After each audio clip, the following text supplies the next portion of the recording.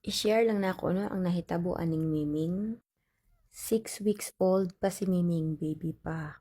Ako na siyang gikuha sa sulod sa emburnal. Kanaw emburnal nga grabe ka hugaw, grabe ka dako ka nang kaya masulod ang 5 ka tawo. Nadunggan ako na siya nga nagsyaok. Grabe hinilak.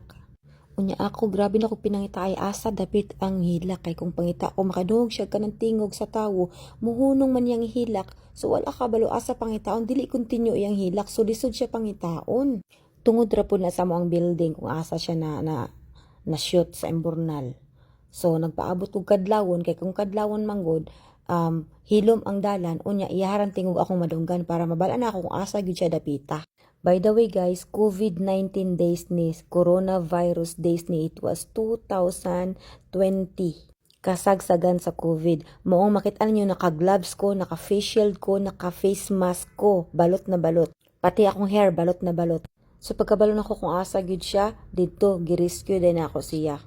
Hugaw kay ang imbornal guys, hugaw sa tanang hugaw kay diri nag-connect ang kanang imbornal connection ni siya sa pinakadako nga hospital sa among area. Makit-an dyan mo mga face mask na ay mga, basta hugaw kaayo siya. So akong gibuhat nangita og lapad nga kahoy. Kay nga no, sa sulod sa dakong impornal, naapag yung gamay nga bangag dito ug dito siya nisuok sa gamay nga bangag. So ang purpose nako sa lapad nga kahoy kay kung mugawas siya sa gamay nga bangag, akong i-cover ang gamay nga bangag para matrap siya sa pinakadakong imbornal. Pag matrap na siya dito, di na siya kasulod, makover na nako sa lapad nga kahoy, ay dayon ko muna og para kuha. Yes, para kuhaon siya.